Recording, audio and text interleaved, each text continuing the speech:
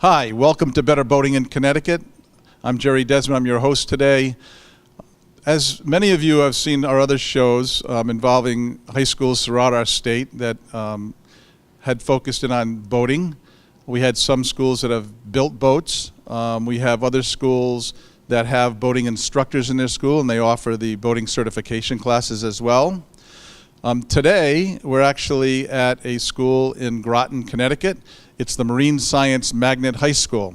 And in here at the Marine Science Magnet High School, they bring in both. They focus on marine education here, as well as having instructors within their school that help offer the boating certification classes, as well as participants in our Student Ambassador program. So we're excited about being here today. I have with me today Dr. Nicholas Spera, who's the principal here. And I was going to first let you talk to a little bit about your school itself in general. Yeah, thanks for coming. We're excited to have Deep here and excited to have you, Jerry. So the Marine Science Magnet High School, we opened up in 2011. We have 271 students that come from 26 different towns. So we have a lot of different buses coming to us, right, in the morning. But the unique thing is how all these students come together. There's about 500 applications. It's a pure lottery to get in.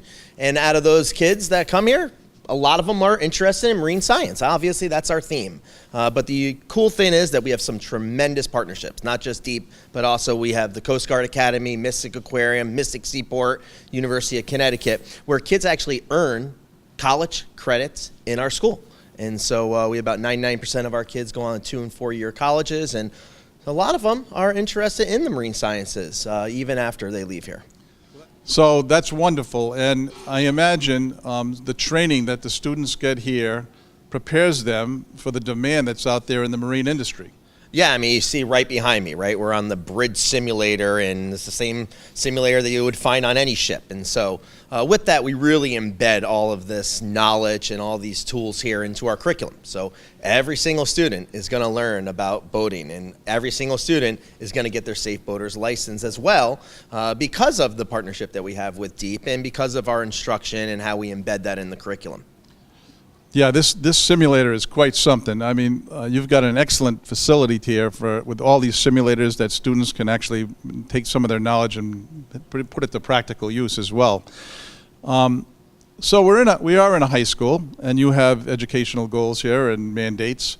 How do you entwine boating into a marine school as it envelopes into education itself and the sciences? Yeah, well, I mean, boating and the rules that are within boating and how to be safe in boating really goes into our core values of our school, right? So you have to communicate effectively, you have to use mathematical skills, and you have to use that problem solving.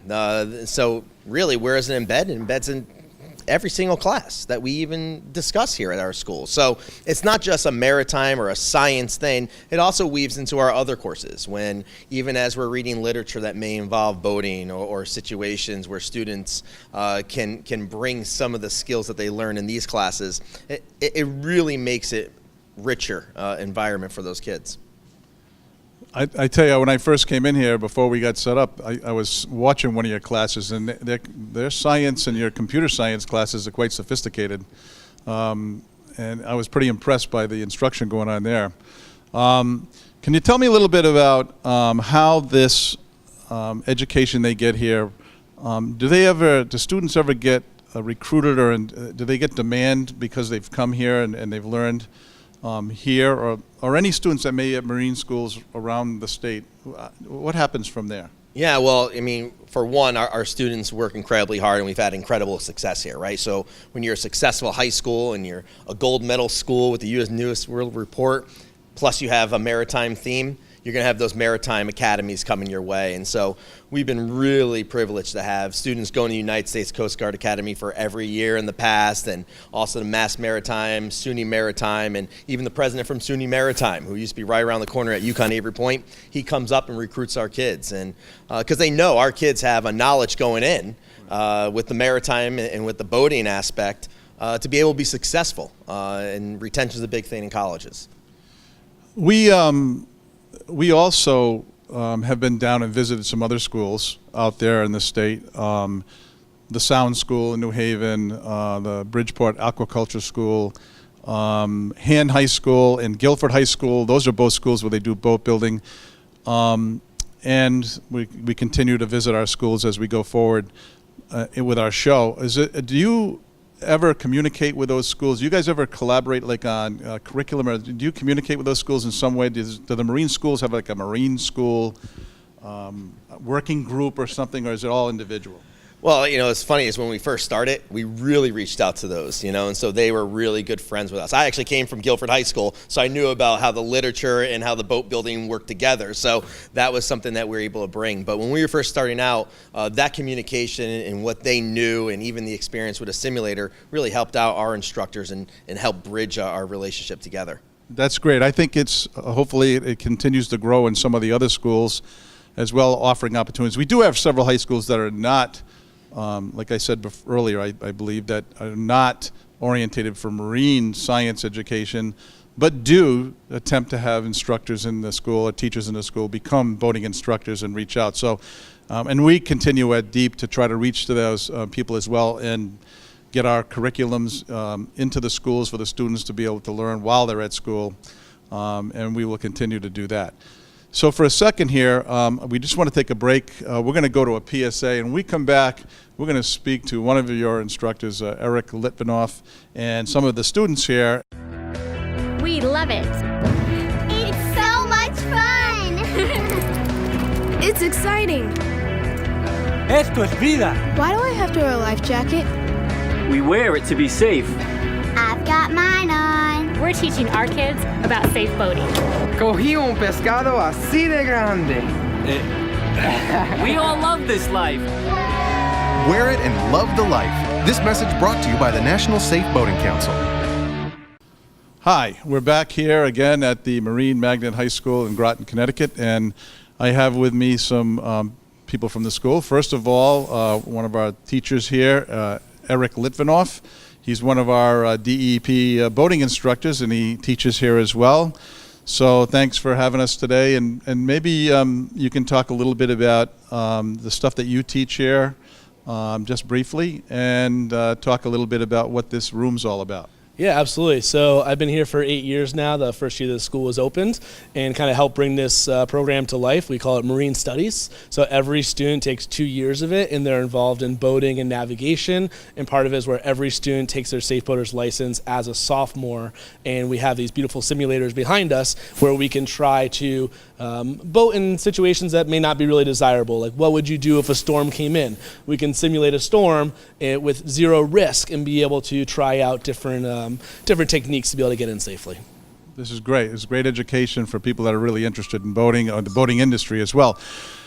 I also have here 3 students that go to the high school here. All, from what I understand, are excellent students. Right? And 2 of you have been ambassadors either in the past or in maybe last year and a few years before that. So our student ambassador program, which involves students in schools putting up boating safety displays during the month of April.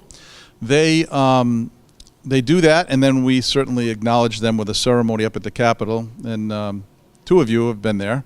So why don't I start by getting an introduction, get your name and where you're from. My name is Rachel. I'm from Groton, Connecticut. My name's May. I'm from North Stonington. My name's from Anthony. I'm from Old Saybrook. Okay, thank you. And I know, Anthony, you came from a robust middle school that did a lot with boating as well. I know that your administration was big into that. So let's talk for a minute about, as young students, tell us a little bit about boating safety. Let's start talking about a little bit about the top 3 things. Let's talk about 3. Each of you can maybe give me a high point on boating safety. What you think is really an important point? Well, I just think that being educated on boat safety in general is really important, any circumstance and anything like that. So taking classes and getting your boating certificate. And there's a lot of boaters that don't get certificates because they're not mandated to. Anybody with a power boat or anybody operating sailboats 19.5 feet or longer, they must have a certificate. But some of our paddlers that are out there operating manually propelled vessels, they aren't required to get it, but they certainly should take that class in order to be more knowledgeable and be safer out there, right? Especially people just starting in boating, right? How about yourself? Building off of Rachel's point, I would say that being aware of the consequences of drinking while boating is significant, especially for younger people boating. Yes, and many people out there, many accidents that we have involve consumption of alcohol, which is very dangerous, as you know. And I think as I look at some of the boating paradigm as it's shifting here, we're finding that a lot of younger people, I think, are much more conscious about safety than it was many, many years ago, I think. Would you say that, Eric? Absolutely. And one thing we really talk about with the students is you may not always be the one who's in danger or the one who's driving erratically, but we need you to be aware of what could happen on the water and how to look out for situations that won't be ideal and how do you avoid those and make sure that you're safe at all times. Yeah, so all the efforts that are going on in these high schools around our state that do marine education are really helping shift the paradigm and making sure that we continually grow as far as safety goes on the water, right? And how about a third point? I know. So I believe that the proper use of PFDs by people is one of the most important things that someone should know going out on the water. It can save your life. Right, even though there's certain boaters that may not have to wear their life jacket, there's many that are mandated to wear it, but they certainly should wear it all the time. And I think you emphasized that in your school project, right? Of course, yes. Okay. So there's 3 points anyway, and there's many more. We could talk about this, the course itself is 8 hours long. We could talk about stuff all day about safety, but I appreciate those 3 points and appreciate you coming in today because we're going to be able to see this simulator in action in a minute, and we're going to take one more PSA, and when we come back from this little break, we're going to actually have them set up a simulator here and operate it and show us what this beautiful simulator can do. This summer, law enforcement agencies across the country are participating in Operation Dry Water and looking for impaired drivers. Whether you are on the water or on land, you'll be going nowhere fast if you choose to operate a vessel or a vehicle while impaired. Drunk boating becomes drunk driving, and law enforcement officers will be on the lookout for those who choose to operate under the influence. Alcohol use is the #1 factor in recreational boater deaths. Be smart, be safe, and never boat under the influence. Be advised, I'll be arresting an impaired boater requesting assistance. 10-4, I'll meet you at the boat ramp. Well, we're back here again with Eric Litvinoff, our instructor here at the school. Maybe you can take a minute and talk about your simulator here and what it does and how you use it in your classes. Yeah, absolutely. So the simulator behind us is made by a company called Kongsberg, which is a Norwegian company. We actually have an office right here in Connecticut. And the machine behind me allows us to put the students on a boat in an area, right now we're in New London Harbor, and change the requirements or change the weather so that they can try out different experiences. What would you do if the waves got up to 3 or 4 foot swells, or it was really rainy, or a storm moved in too fast? Things that you really wouldn't want to be caught out in, but we can try that and then learn from our mistakes. And then if it ever happens in a scenario where they're on the boat, they know a little bit more about it. So we weave it into our sophomore curriculum, and we have the students work on the simulator. See behind us, there's a team of 2 or 3 students, and they'll have different jobs. One person will be driving, one person will be running on radar or running on electronic charts, being a lookout, an observer, and then they work together as a team to try and accomplish a common goal. Okay. Certainly is a challenging piece of equipment, and I'm sure that the students benefit from it. Why don't I do this? Why don't I have you go back, activate the scenario, come back out, and maybe you can describe a little bit of what's going on behind me, okay? So we will see here in a second what Eric produces for all of you students to manage through, right?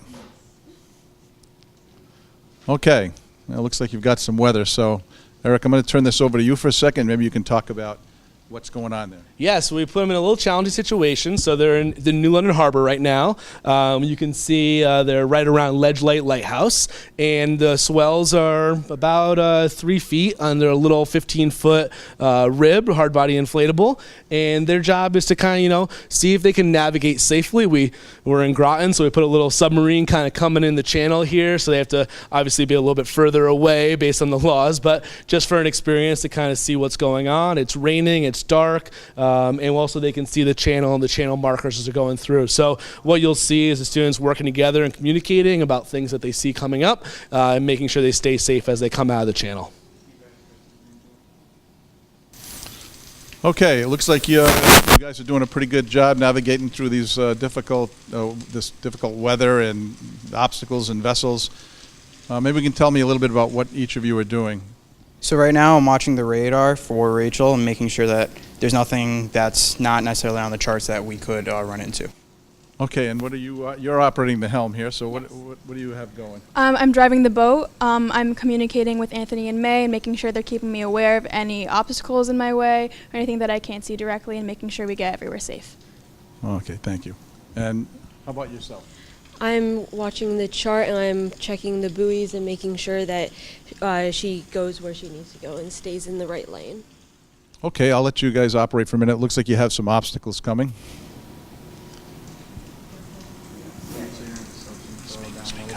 Can you throttle down a little bit, Rachel? Stop.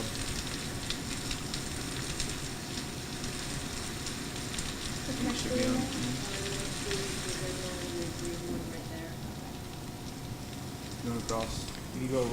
If you wait for the sub to keep going up, you can go behind the sub and then follow it. All right. Or you can throw in reverse. It's your decision.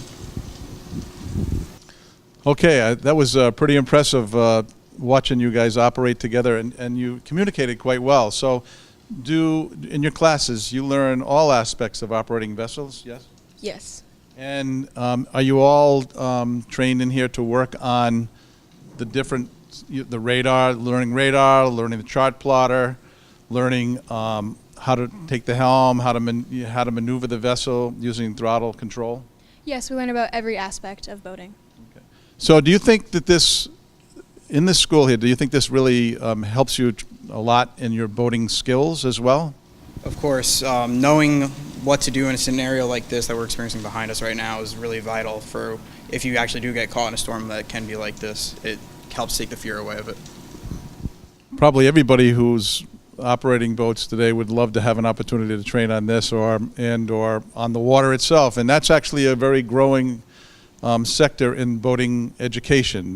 There's opportunities to operate on the water after taking a class is expanding greatly, and there's a lot of companies that are working on doing that, and we're always seeking opportunities to be able to do that on the water with students as well, in addition to the class. So boating safety is expanding.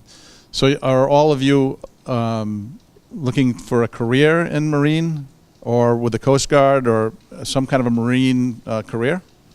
I am looking in the STEM field, certainly. As of right now, I'm only a junior, so I don't know for sure where I'm going, but I do like the sciences. Not only a junior. Juniors are tremendous, too. They make the seniors next year, right? Personally, no, I'm not going into a marine science field, but going here really allowed me to grow my interest in the hobby. Perfect. Yeah, so it applies in different ways, right? How about yourself? Of course. So I'm actually looking into the marine science fields. I'm looking into ocean engineering as a potential career for myself. That's great. You guys, that's great that you're here, and we certainly are happy the industry is going to be better off for it that we have people trained as well as you. So just finishing today, I just want to say thank you to you and to Dr. Spira and to Mr. Litvinoff for having us here today. Remember something, we always end our show by saying, always wear your life jackets. We said it was important, right? So as we leave here, let's all say that together. The last message we want to say is we want to always wear your life jacket. Have a good day.